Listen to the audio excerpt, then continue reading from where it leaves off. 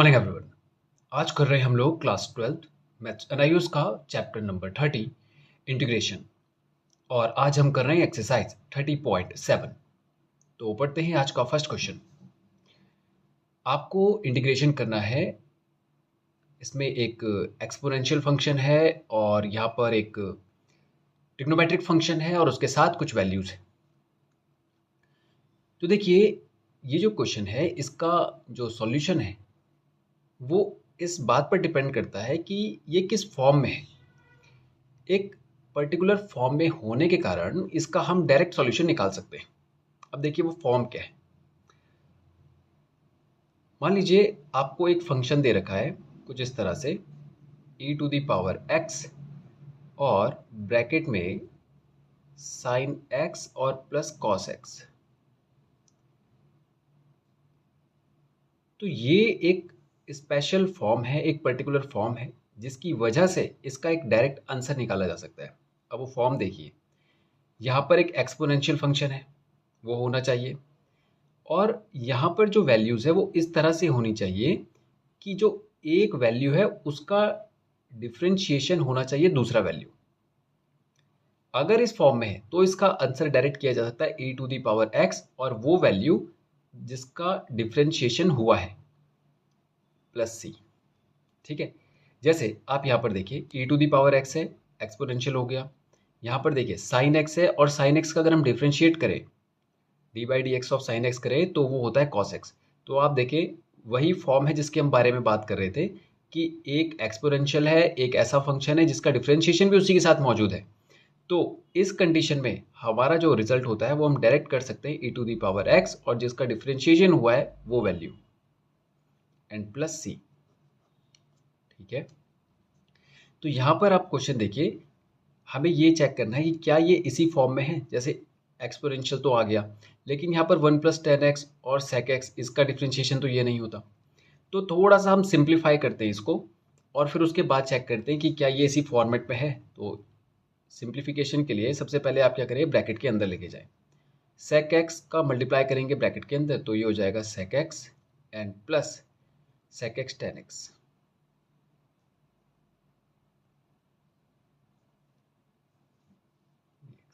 Okay, अब देखिए ये एक्सपोनेंशियल फंक्शन है और यहाँ पर देखिए sec x का d/dx करते हैं तो वो जाता है sec x tan x।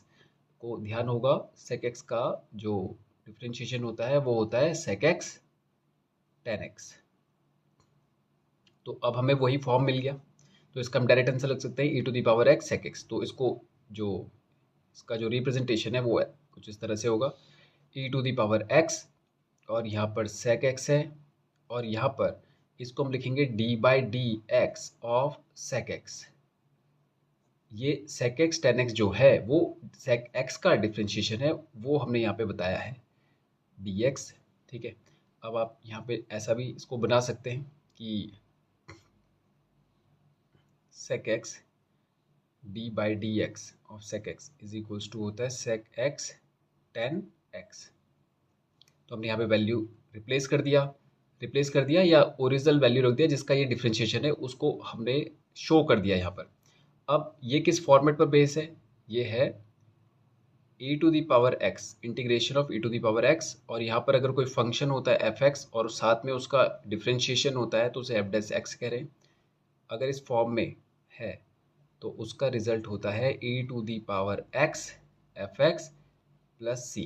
ये तो बस अब यहाँ पर इसको अप्लाई कर दीजिए, ये हो जाएगा e⁻x और जिसका डिफरेंशिएशन है sec x and plus c।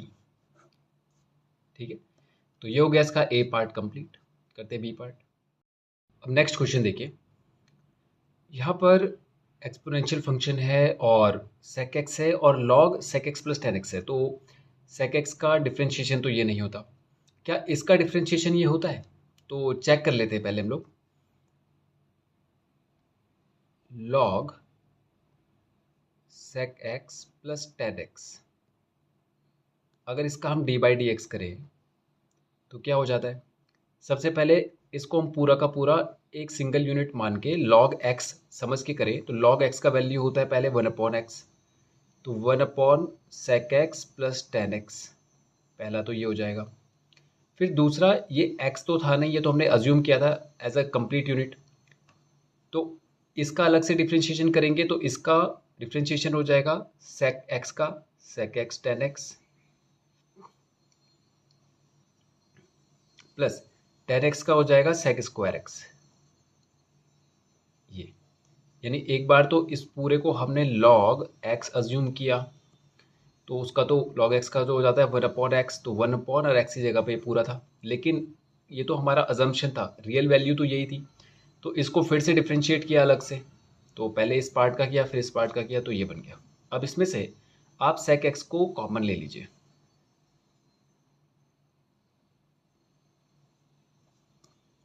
तो sec x कॉमन आ जाएगा, तो अंदर बचेगा tan x plus sec x।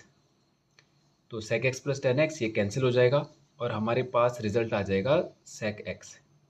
तो यानी इस पूरे का जो डिफ्रेंशिएशन हुआ वो ये आया sec x, और यहाँ पर वो गिवन था वैल्यू। तो इस मीन्स ये उसी फॉर्म में है जिसमें हमने फर्स्ट क्वेश्चन किया था कि ये वैल्यू जो है इसका डिफ्रेंशिएशन है, ये इसका डिफ्रेंशिएशन है ये। तो ये हो जाएगा, इसको पहले लिख लेंगे हम लोग log sec x and plus tan x and plus इसको d by D x of log sec x plus tan x कह देते, ठीक है, और इसको कर देते क्लोज। तो इस कंडीशन पे इसका जो रिजल्ट हो जाएगा वो ये हो जाएगा, ये हो जाएगा e to the power x, और ये हो जाएगा F X plus F dash X D X. तो ये हो जाता है e to the power F X plus C. तो यहाँ पर हो जाएगा e to the power x and log sec x plus tan x and plus c। ये हो जाएगा इसका फाइनल रिजल्ट। ओके, अब देखिए यहाँ पर जो क्वेश्चन है एक्सपोनेंशियल दिख गया, लेकिन यहाँ पर इसको हम थोड़ा सा पहले सिंप्लीफाई करेंगे, अरेंज करेंगे इसको, ताकि हमें उसी फॉर्म में मिल जाए। तो ये जो डिनोमिनेटर का एक्स स्क्वायर है इसको सेपरेट कर देंगे, पहले इसके साथ और इसके साथ। ये हो जाएगा x upon x square minus 1/x², और ये हो जाएगा e to the power x dx। Okay, अब ये कैंसिल हुआ, तो ये हो जाएगा 1/x माइनस 1/x²। अब चेक कर लेते हैं कि इसका डिफ्रेंशिएशन ये है या इसका डिफ्रेंशिएशन ये है। तो अगर आपको याद हो तो 1/x का डिफ्रेंशिएशन होता है माइनस 1/x²। चेक करते हैं कि 1/x का डी बाई डी एक्स हम करें तो कैसे करते हैं। हम लोग इसको पहले ऊपर लेके जाते हैं, तो यहाँ पर x की पावर 1 है तो ऊपर जाके -1 हो जाएगी। फिर डिफ्रेंशिएशन होता है x to the power n-1, मतलब n x to the power n-1, तो ये आ जाएगा आगे, यानी सबसे पहले इसका मल्टीप्लाई होता है तो -1 इंटू एक्स, और x की जो पावर होती है उसमें 1 और माइनस कर देते हैं। पता है ना आपको, x to the power n का होता है n x to the power n-1। तो जो पहले पावर होती है वो सामने मल्टीप्लाई हो जाती है, तो ये पावर थी मल्टीप्लाई हो गई, और फिर उस पावर में 1 को और माइनस कर देते हैं, तो ये हो जाएगा -x टू दी पावर -2। अब इसको डिनोमिनेटर में ले जाए तो ये पावर प्लस में हो जाएगी, लेकिन ये साइन तो माइनस में रहेगा। तो यहाँ पर आप देख रहे हैं कि 1/x का जो डिफ्रेंशिएशन हुआ वो 1/x² आया माइनस में, तो ये माइनस में 1/x² इसी का डिफ्रेंशिएशन है। तो ये बात मतलब प्रूव कर दी हमने कि इसका डिफ्रेंशिएशन ये है, और ये उसी फॉर्म में एक्सपोनेंशियल फंक्शन उसका डिफ्रेंशिएशन। तो पहले हम कर देते हैं e to the power x 1/x और plus d by D x of 1/x। अब ये प्लस क्यों किया, क्योंकि ये जो माइनस था वो उस इसका रिजल्ट आना है, ठीक है। तो उसने अगर इसको माइनस कर देना है तभी हुआ होगा जब ये प्लस रहा होगा, समझ रहे हैं। अगर इसको भी हम माइनस कर देंगे तो इसका रिजल्ट भी माइनस आना है, तो माइनस माइनस प्लस हो जाएगा, तो चेंज आ जाएगा, वैल्यूज़ में चेंज आ जाएगा।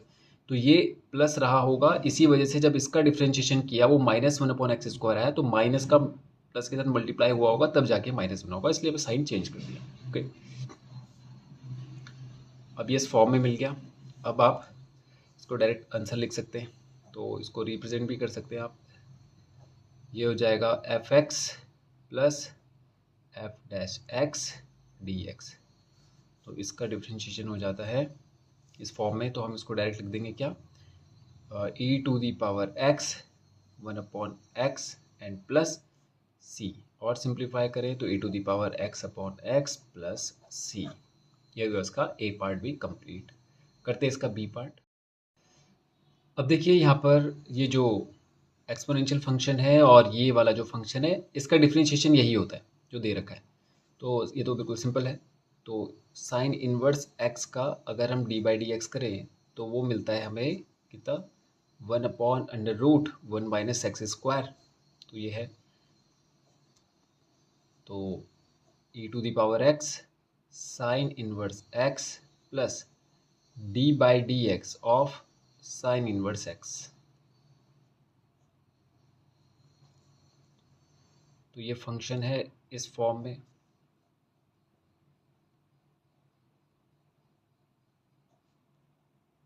तो इसका रिजल्ट हो जाएगा E to the power X sine inverse X and plus C.